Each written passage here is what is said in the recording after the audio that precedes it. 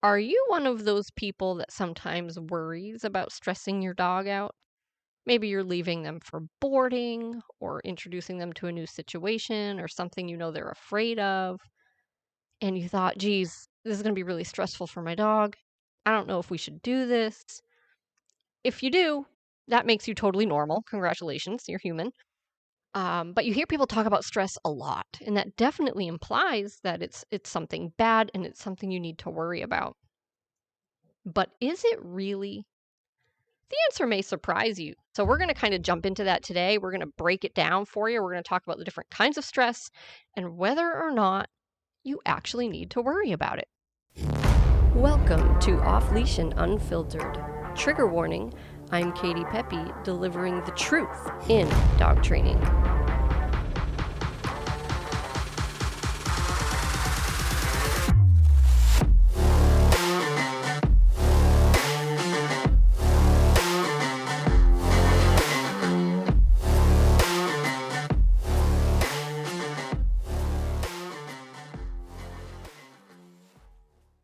Thanks for joining us today. I'm Katie Pepe, owner of Diamond K9 Dog Training in Biddeford, Maine, and we specialize in e-collar training. This podcast is here to provide you with all the information we have, everything we know, everything we talk about with our customers, and I hope you join today's episode. So let's get right into it. Stress. Man, that's a big one. This is a big topic. So hopefully I can get through this without just prattling on and on. Everything we do during the day is going to result in some kind of stress, right? So we know at some degree, like, stress isn't all bad, right? Because everything's stressful. Like just having to get dressed and leave the house, like there's an element of stress to that. So, but where do you draw the line, right? How do you know if the stress that your dog has is too much? How do you know if it's an unhealthy level of stress or type of stress? I want to kind of get into that. But I want to start by saying all the narratives out there, almost everything you're going to see on the internet, right? And these trainers that become these huge YouTube sensations, almost all of them, they're all just repeating the same canned phrases. They're all just saying the same idiot stuff. And don't buy into that, right? So you got to do your own research, which is hard with the internet. You got to actually talk to people that do the stuff that are in the field directly, and see the results. That's the most important piece. So these people like to talk a big game, but they can't actually show you any results. So that's a huge red flag. But anyway, everything that you find out there just about is going to tell you that anything that's negative in any way is bad. That is the most childish, infantile philosophy of life I can even dream of, right? That's like saying going to the doctors to get a shot is bad, or going to the dentist is bad because it's unpleasant, right? You could even say exercising, right? If it's really difficult and uncomfortable, that's bad. Of course it's not, right? It might be physically uncomfortable, it might be mentally uncomfortable, but it's not bad. That's why we do it anyway. So right off the bat, if that's somebody's approach, that everything that makes your dog uncomfortable, everything that's negative in any way is bad, you know this person does not have an accurate perception of reality, right? Or they might just be lying, but either way, you're not going to get good information there. So I think it's important to really, really dial in when we're talking about stress, to take all this stuff that you've seen out there, set that aside, and really trust your common sense, not your feelings, not your emotions.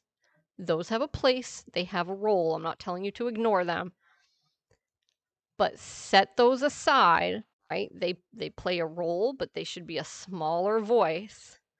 than your logical, rational, common sense brain.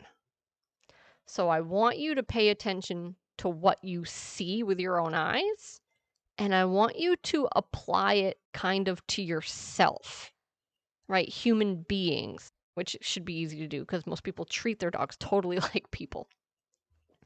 But I want you to think about it. So here's an example, right? A lot of people will say that, like, if you correct a dog in their crate, that's stressful and it's going to create a negative association with the crate. Okay, well, let's think of a human example that's a lot like that. Let's say we go to the beach and we go underwater and we get water up our nose and it's really awful. And we get, we aspirate the water and we're like coughing and choking and gagging. Do we then hate going to the beach?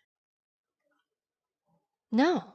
Like, you can have an unpleasant experience in an environment and it doesn't necessarily become a permanent association with the environment. Yes, it happened there. Yes, you remember that it happened there, perhaps, right? But it doesn't actually make you hate that environment. Now, if it happened every time or constantly, then that might be different, right? So learn to kind of make real world associations, analogies, and just think about it. Like, use your common sense. Because I got to tell you, some of the stuff that's out there is really wild. And I know my customers are smart enough to know that it's malarkey. But the problem is, nobody takes the time to really think about it.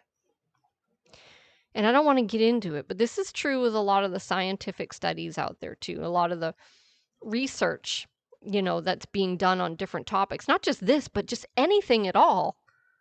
We'll read the result, but we don't question anything. And that makes a huge difference. So I'm reading a book right now that has to do with nutrition. And they'll kind of cite studies, but they don't always tell you anything about the study. Right? They'll just tell you what they found. Well, how do you know that that's true?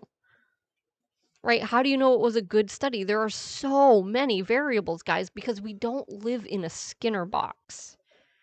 We don't live in a sterile environment. Reality is complex. Our environment is complex and unpredictable, and there are so many variables and so many factors at play that for someone to just say, if you do this, you get this, is fucking wild. Because that's not generally how things work. There's usually a little more to it than that. And don't get me wrong, there are definitely very sure correlations, right? A causes B. But if you're going to tell me that, you're going to tell me how you know that, right? So for instance, I was reading one about aspartame and fertility. And they say that women between 19 and 49 who consumed low doses of aspartame did have a reduction in their fertility, and women that had a higher dose of aspartame regularly had an even greater reduction in their fertility, especially if they were under 35, which is interesting. But they never defined what low and high was. So do you know what you get out of that? Nothing. It means nothing. What is low? What is high? Right? So you can't just take what people say at face value without using your critical thinking skills. It's so important. And so I just wanted to mention that because people will cite all kinds of studies and they're not really studies, they're garbage. And they're either going to leave out gaps in the information and not give it to you, Either that or the study was done very, very poorly, and they actually can't prove what it is they're trying to prove, so they just say, they just cherry pick things so it can look a certain way. It just doesn't mean anything. So your study, if it's a good study, should be an accurate representation of reality that you can observe with your eyes, right? That you can look around and do the data collection yourself and you can say, yup, that's actually consistent with that study. And so with dog training, what we see is that never happens. When so-and-so says a study, found this or found that, it's either meaningless garble. For instance, they'll say, found dogs were more stressed, or, well, what does that even mean? Like, really, what does that mean? What does it look like for a dog to be stressed? What do they do? What are you observing? And does it matter? Like, what are the consequences of that? And they don't tell you, but people just eat it right up, and they go, "Oh, that stresses dogs out. It's bad. We can't do it." And so it's just garbage. But anyway, I don't want to spend all my time talking about studies, but I just wanted to point that out because no doubt you'll hear and see that stuff if you start poking around. And so it's really, really important to just, picture these scenarios in your head and think about what are the things I would want to know? What are the things I would ask? What are the things I would control for if I were doing a study where I wanted to get this information? And you'll see they're not doing that or they're not talking about it. So really, really important.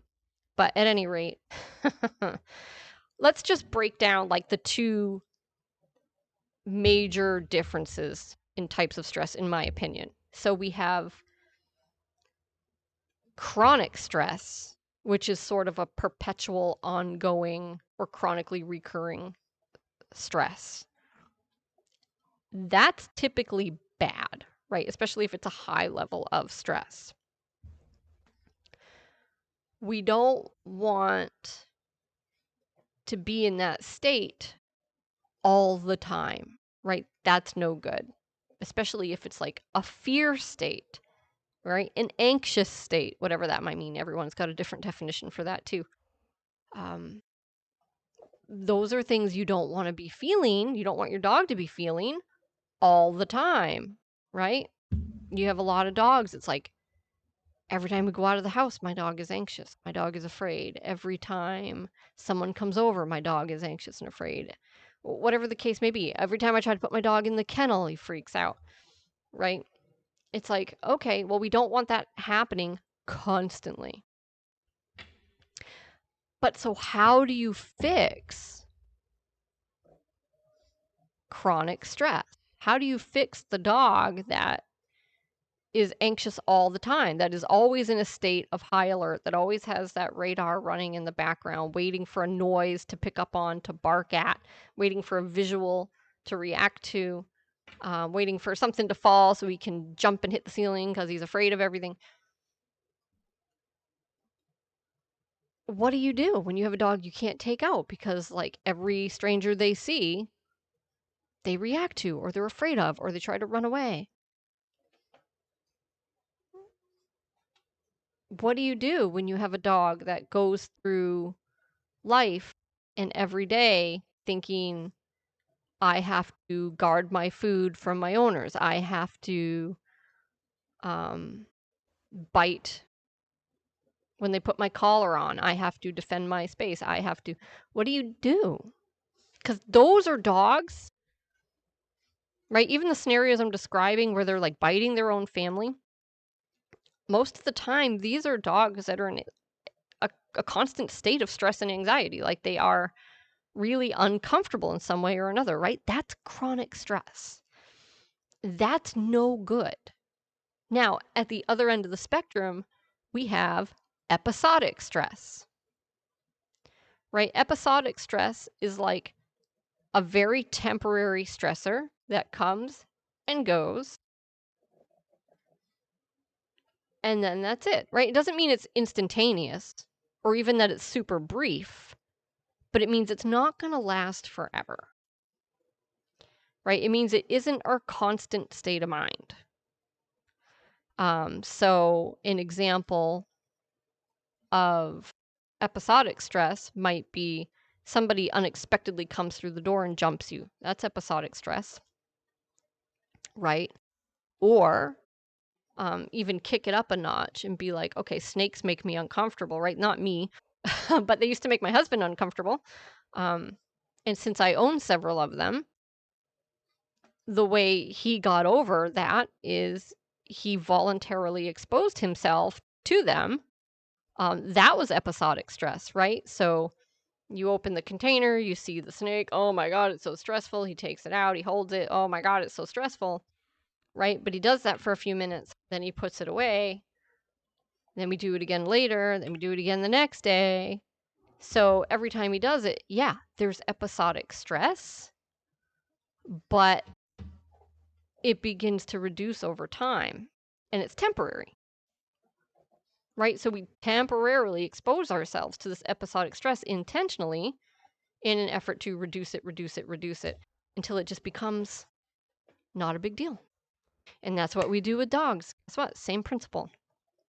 So if you have a dog that is afraid of traffic, we're probably going to go hang out near some traffic,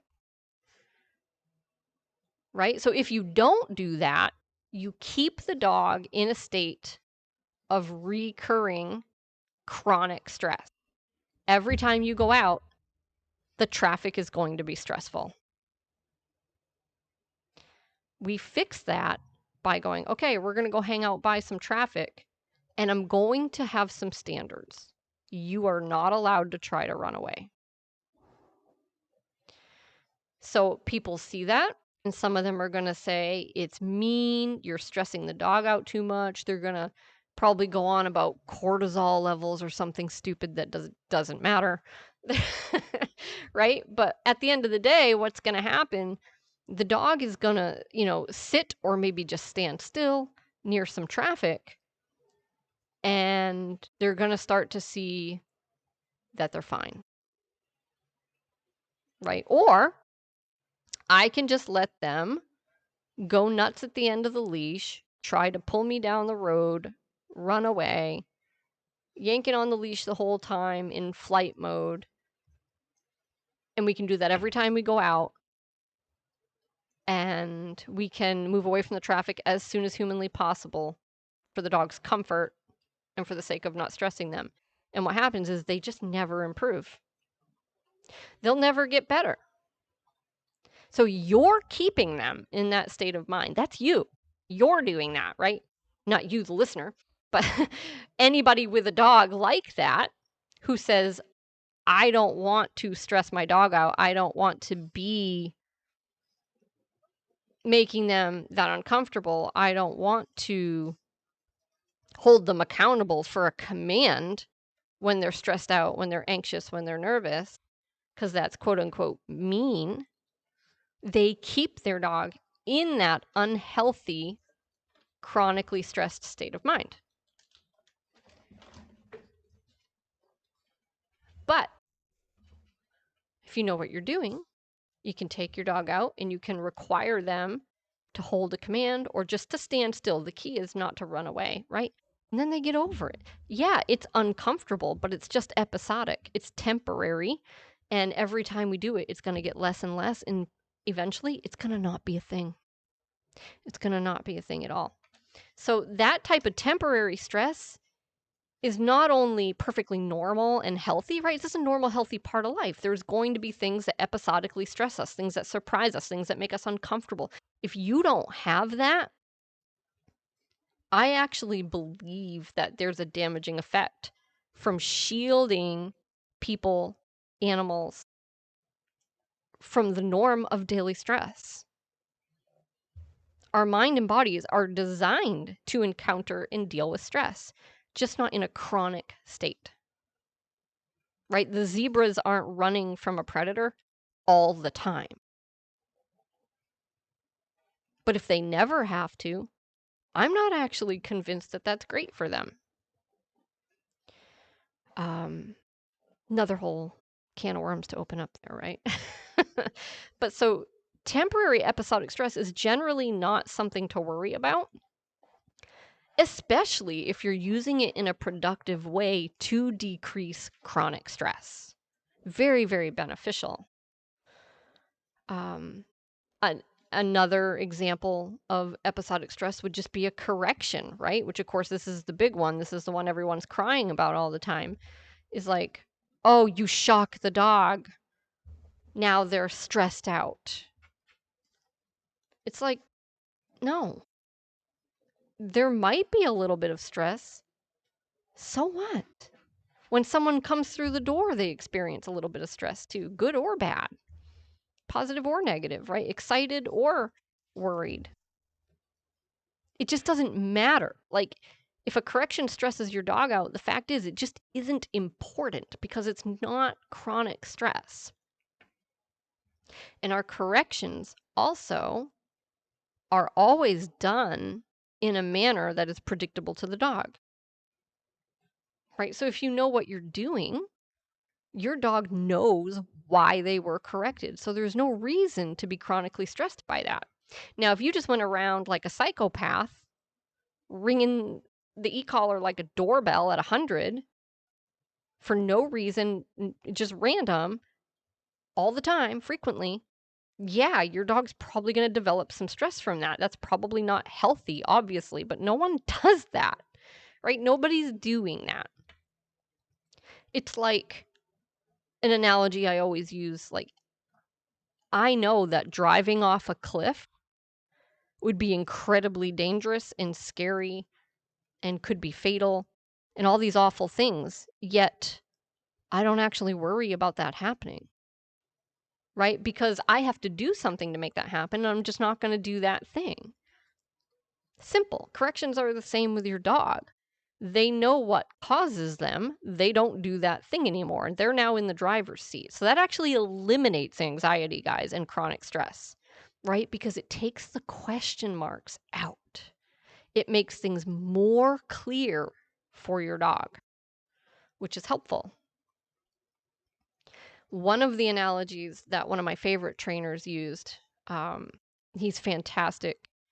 He likened it to the use of power tools, right? If you don't know what you're doing, you've never used a power tool before, and no one's giving you yes, no, right, wrong. They're just throwing a power tool at you and saying, have at it. Think about how incredibly stress-inducing that would be, right? Now, if you have someone there telling you, no, don't do that, that's wrong. Yes, do this. No, don't do that. Suddenly, you now have a blueprint for what you're supposed to do. You now have a set of instructions. You have something to focus on. You know how to stay safe. You know what's expected. Like you can do it now, right? And after a few times, it gets really easy. And guess what? Now it's not anxiety inducing anymore, and you don't have to lose any limbs in the process.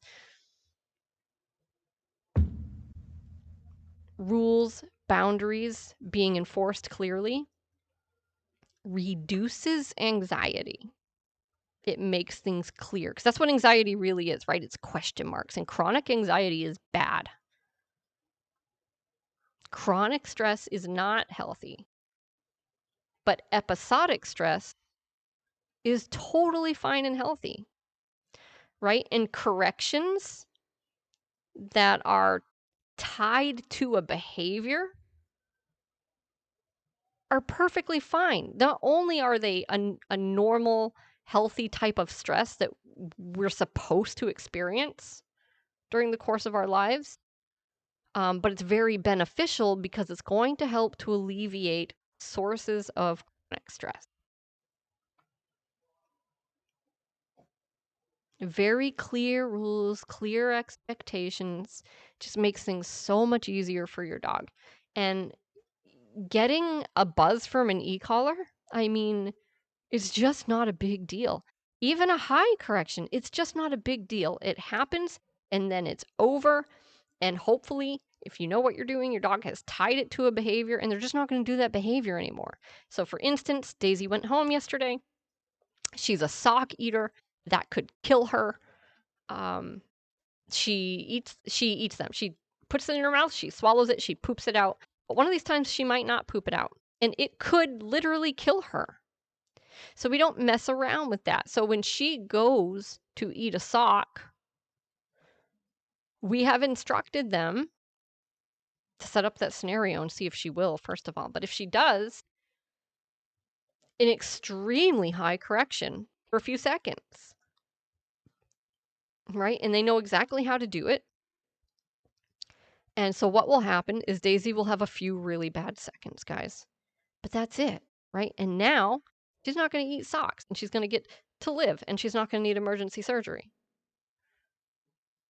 And the end result won't be that Daisy's walking around being a basket case because she had a high correction. It just doesn't happen, okay? We have worked with hundreds, thousands of dogs maybe at this point. Like, it doesn't happen. Nothing bad is going to come of this. Nothing. What's going to happen is she's not going to eat socks. She's going to avoid socks. Great. That's a win. And she's not going to walk around afraid of being corrected, right? Because there's a thing that causes the correction, and that is getting too interested in a dirty sock.